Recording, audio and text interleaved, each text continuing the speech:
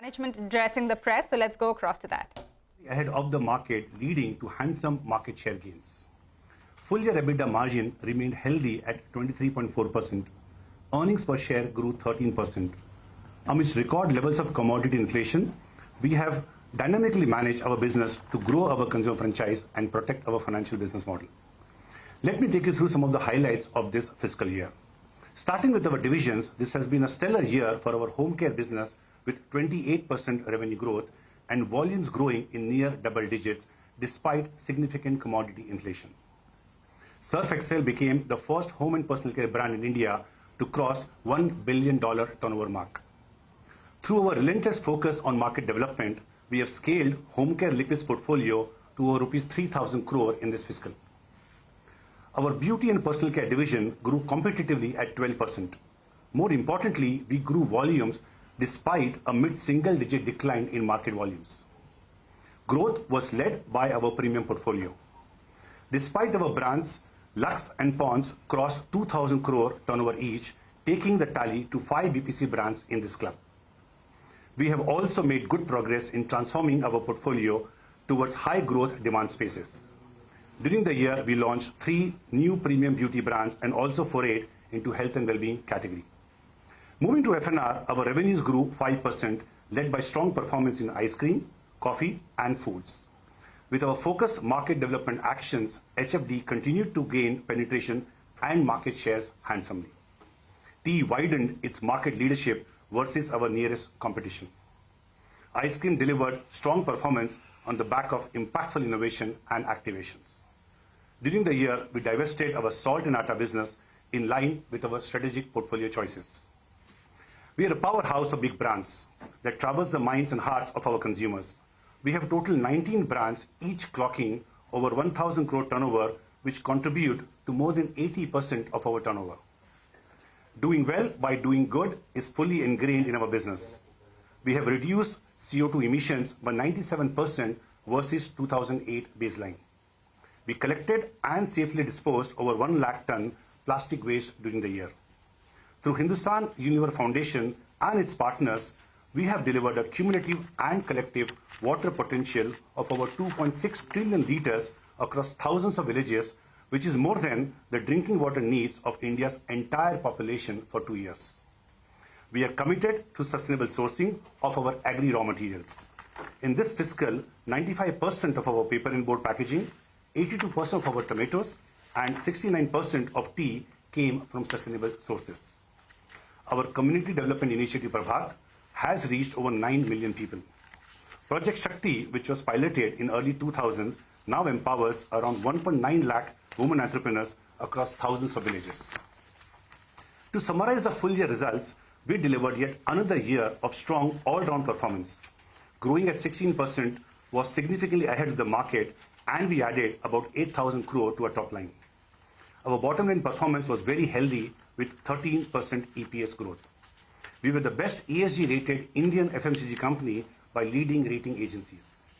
Considering our strong performance, the board of directors have proposed a final dividend of rupees 22 per share, subject to approval of shareholders at the AGM. Together with the interim dividend of rupees 17 per share, the total dividend for the year amounts to rupees 39 per share, a 15% year-on-year increase. Let me now shift focus on March quarter performance, and I will start with operating environment. Inflation moderated sequentially, although commodities remain elevated versus long-term averages. FMCG market growth showed gradual improvement with rural slowdown bottoming out. Total FMCG market volumes, which were declining earlier, have now become flat. While rural volumes continue to decline, the extent of decline further reduced in this quarter. In this context, HUL delivered another quarter of competitive growth. Our turnover grew 11% with underlying volume growth of 4%. EBITDA margin at 23.7% remained healthy. Net profit grew 10%. Our gross margin improved sequentially by 120 BPS. We continue to invest competitively behind our brands and stepped up A&P investments by 80 BPS versus December quarter 22. Talking about segment performance, Home Care delivered another strong performance with 19% revenue growth. BPC grew 10% with broad-based performance across categories. F&R grew 3%, led by foods, coffee, and health food drinks. We strengthened our market leadership in tea. However, we had a marginal sales decline as category witnessed consumers downgrading due to higher inflation in premium teas vis-à-vis loose tea. Margins for all three segments remain healthy. Talking about some of our innovations, Novology, our new skincare brand in Mastige beauty segment, was launched during the quarter. Lux Bath Range, Millet Horlicks, Lakme Mousse, exciting flavors in ice cream, and a new hair care range in Tresemme and Dove were launched during the quarter. Now moving on to the outlook. Looking forward, the near-term operating environment is likely to remain volatile with weather-related uncertainties and risk of global market slowdown. Price growth will tail off further due to lapping of high base and sequential reduction in prices. We expect volumes to recover gradually due to high levels of cumulative inflation and the fact that consumer and consumption habits take typically some time to recover with a lag. In these circumstances, we will continue to manage our business with agility to grow our consumer franchise whilst maintaining margin in a healthy range. Our focus is on ensuring right price-value equation for competitive volume growth, building back gross margin, and stepping up A&P investments. From mid to long-term perspective, Indian FMCG sector continues to be very attractive. Favorable macros, coupled with low FMCG per capita consumption, continue to provide huge runway for growth. Our focus remains on delivering 4G growth that is competitive, consistent, profitable, and responsible. With this, I complete my prepared remarks, and now we'll take questions. Hi, gentlemen. Firstly, Mr. Mehta, lovely to be here, and congratulations on such a great stint so far. We really miss you going forward. But I did first ask you about the demand outlook. Now, the past, we saw Tata Consumer Nestle delivering strong growth, but here a slight miss on our estimates in terms of volume and revenues also that we saw. Just wanted to understand the demand outlook. Is that continuing to remain challenging? Are you seeing any uptick? And give us a sense of both rural and urban as well. Rural, is there still a challenge? And what's the outlook, especially given the heat wave, unseasonal rains? There are concerns of El Nino as well. So what's the outlook there? Yeah, thank you for that question, and it's been a pleasure interacting with all of you now for the last 10 years, and this is my 39th and last quarter at the helm of HUL. You know, first let me explain the annual numbers and then I'll come to the quarterly numbers. If we take a look at the market, the headline growth has been about 8% and the volume growth has been -4%. So remember this, 8 and -4. The difference between the two is the derived price growth, which is about 12%. Now 12% has been unprecedented. We have not seen that kind of price growth. In this context, HUL has delivered 16% top line as against the market growth of 8%, and a volume growth, underlying volume growth of 5% against the market being negative -4. So you can very clearly see that we have outpaced the market as far as the year is concerned. Yeah? Then when you look at this from an urban and rural lens, the urban market has grown at about 11% top line. Rural has grown at 4%. I'm still on an annual basis. And the volumes on an urban basis has been about -1, whereas rural has been -7. So you can see there is more stress in rural, yeah, but on an overall basis, it's been absolutely a brilliant performance by HUL. Then let's go to the quarter. Now this is a heartening thing. Against a 8% growth, what the Nielsen read says, all our categories put together, the last quarter the growth has moved to 11%. And the volume, which used to be -4, has become flat. And both urban and rural have improved by about 300-400 bps, with a consequent reduction in the negative volume growth. Yeah? So that's the story. Now in this context, remember the total volumes are flat. We have delivered a 4% volume growth, again outpacing the market. And then we come to our top line growth, which is 11%. Now here I want you all to understand a bit more nuanced number. Our 11% is the headline growth and the volume growth is 4%, so our price growth is 7%. Whereas you look at the market, it is 11% top line and nearly flat volume growth. That means 11% price growth. Ours is 7% price growth. Now let me explain what is the probable cause. Why is my price growth lower than the market? In the previous quarters, our price growth were more or less similar to the market growth. Yeah? Now, he has explained that the commodity prices have started moderating. That means we have stopped taking more price increase at an aggregate level.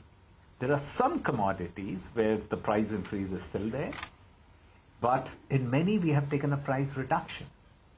Yeah? So our growth, price growth has come down. So what happens when you stop taking a price growth, then after a year, the price growth disappears. Yeah? Now, when we sell, our accounting is based on what we sell to our distributors. The market captures based on what the trade sells out. Right? So there will always be a lag.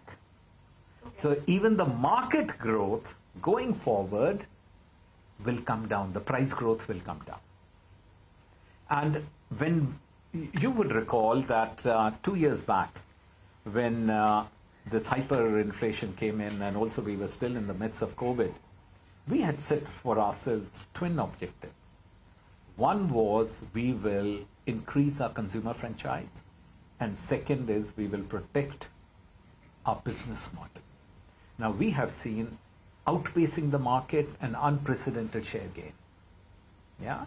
The second important bit is if you look at EBITDA, which was at a pre-COVID level at about 25%, is still at a very decent level of 23.4%.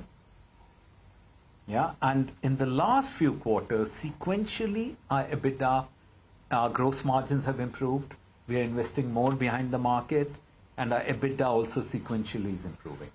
So we can look back and say that in this very turbulent environment, we have met our twin objectives. Right. And what about the outlook on rural also, given the concerns? The rural again, it used to be -7% volume growth for the full year. For the quarter under reference, it has become -3. Right. So it is progressing. It is still negative volume. Yeah. And if we have a good monsoon, I think the government has done a phenomenal job in terms of capex spending. Yeah. And if we start getting a multiplier effect of that with a good monsoon, and if our GDP growth rate, which on all account, all estimates today, it would be anywhere between 6 and 6.5%, I think we should start seeing first the negative volume growth plateauing, and then hopefully starting to go up. Okay. If you would recall in the previous years, we used to monitor that a rural growth has to be higher than urban growth. Open, yeah. Yeah, we are still far away from that, and it is understandable because the rural incomes are much lower on an average basis. The commodity prices have been very high, but if things stabilize and the prices go down, we will pass on the benefits to the consumers, and we should start seeing the volume improving. Okay. But by when do we expect these volumes? Any time period? Because you did mention gradual recovery in your speech. That's right, because it is very difficult to predict the commodity prices. Right? Right? Exactly. Exactly. If, say, there was for instance, if Russia-Ukraine war were to settle down, yeah, peace were to happen, I would believe there would be a clearly softening of commodity prices. And we are very clear, we believe in price-value equation. If commodity prices come down sharply, we'll pass the benefit to consumers. Right. And then we'll start seeing the volumes go up. Actually, that was what I wanted to follow up on. Some price reductions we saw in the skin cleansing, but I think the laundry segment still saw some inflation. So I just wanted to understand, while I understand that it's still volatile, do you think that price hikes are sort of behind us because it's relatively eased? Because you see the price at an aggregate level, price hikes seem to be behind us unless there is another spurt in commodity price. Okay. Yeah, because if you would recall in the previous quarters, we've seen a price hike as much as 12%. whereas now it has come down to 7%, and it will progressively go down if the commodity prices, they don't spike up again. Do you have an estimate When we can return to seeing volume-led growth? First is, our volumes are growing.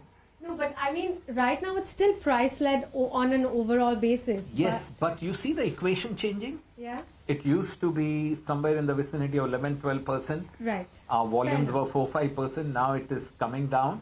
But I said that for meaningfully to volumes to go up, we should start seeing commodity prices not just moderating, coming down, so that companies like ours can pass the benefit to the consumer. That's when the volumes will move up. I want to know something on the HFD and the tea segment. That was a bit subdued in terms of growth in the last couple of quarters as well. On ground, are you seeing something in terms of a sign coming in from that we could see stronger growth going forward from here? Could we expect better revenues coming in there? That's a good question. We have diverse categories, and different categories have different raw material base. Tea was one of the first categories way back in 2020, when the commodity prices shot up significantly, right? Now, if you look at today, we don't have a price growth at all in the tea category. So it is a very different cycle that it is going for. But the nuanced view is that there is a difference in price between the premium teas and the teas which are loose teas. All right, that is the HUL management talking us through their performance as well as how they see things proceeding. On the rural picture, they are saying that while we are continuing to see declines, it is still a negative volume growth. The extent of the decline has been contained. It used to be -7%. It's now at -3%. So things are, getting a little better. Inflation has moderated as well. They're not really giving us a, volume outlook, which I guess fair enough, because like they said, for volumes to really go up significantly, we will have to see a cut in commodity costs, which they can then pass on to the consumer. The stock really not taking any light of these comments. It's still down 1.6%, but that is the management of HUL talking us through where things are. The good news is that it looks like the rural picture is perhaps bottoming out now. So that is what we're tracking. But with that, it is time for a short break on the show. When we come back, we're going to get you a deep dive into the National Medical Device Policy approved by the Union Cabinet. On the other side, stay tuned.